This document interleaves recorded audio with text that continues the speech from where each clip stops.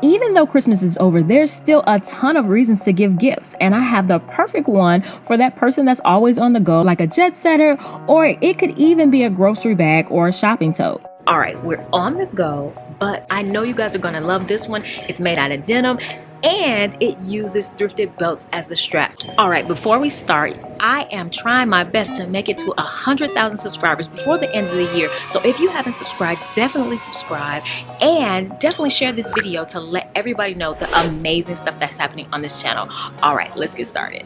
So say for instance, you cut off some jeans to make shorts in the summertime, and you're wondering what to do with those leftover legs. Then this is the perfect project for you. And of course, you could do it with a bunch of denim scraps and sew them together to have more of a patchwork look.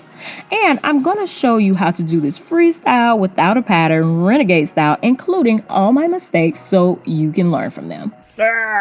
Alright, for these I'm going to cut them up the side to make two big rectangles, and I prefer to cut them at the regular seam, leaving the flat fail seam for the middle. And just in case you didn't know, this is what the flat fail seam looks like. Alright, so I'm going to make my bag about 14 inches wide, and like I said, I want the flat fail seam in the middle, so I measure 7 inches on one side and 7 inches on the other side and then cut it. And just so you know, my denim pieces are about 17 inches tall. And then I'm going to use the two bigger leftover side pieces as the side pieces for the bag.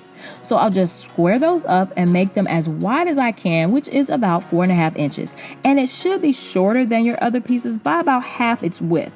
But even if it's not even at the end, you can just cut them to match. Now I'm going to overlap the hem side of my big pieces and top stitch them together. And then we're going to use my favorite product in the free world to add a lining. It's called Heat and Bond, and it's basically an iron-on glue that bonds two fabrics together. So just cut out another fabric the same size as all your pieces, iron them together, and then cut them to size. And once they're stiffer, you may find it much easier to measure and square your denim pieces. So now it's time to put our pieces together. So we're going to pin the bottoms together, because if they don't match up at the top, it'll be completely okay. We can fix it. And I'm also going to start sewing from the bottom and work my way up on both sides.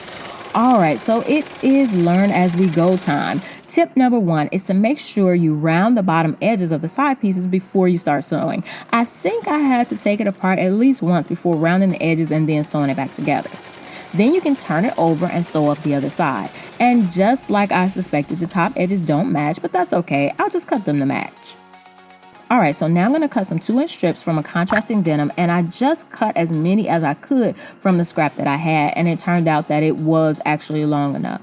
And we're going to use these as seam binding for the edges. And I'm just going to lay the strip on the bag, good side to good side, and sew it to the edge. But here's some more tips. Tip number 2, don't sew the sides all the way up before adding the seam binding at the top. And to do seam binding normally, you would iron the piece so that it is folded on the edges and folded down the middle. But I'm a renegade and just do, I guess, whatever I want to do. So tip number 3 is, if you're doing it my way, sew it on the inside first, then double fold it and sew it down on the outside. Then you're sewing the last stitch on the side where you can actually see if it's folded correctly. So then you'll add the seam binding to all 4 sides and then sew the edges back up. But that brings us to tip number 4. Please make sure you use a jean needle for this, because you'll definitely need it sewing through so many layers. And then you'll just also add seam binding the same way all along the side edges, and when you get up to the top, just fold down the end and sew it closed. And so now we can add our straps. I'm using 2 vintage belts as my straps, and I love it because they're similar but not the same, and not even the same length. So I'm just going to position the belts so that they're even over my shoulder, and I'll pin them in place.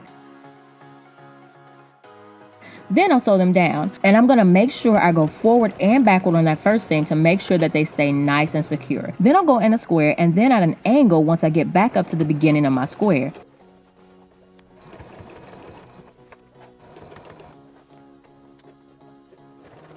And at the end, it'll look like this.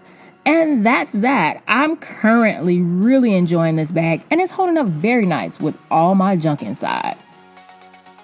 Alright, so I hope you guys enjoyed that. Definitely let me know in the comment section whether you are going to make this for someone else or you're going to make it for yourself, like I did. If you haven't subscribed, definitely subscribe, and I'll see you in the next one. Bye!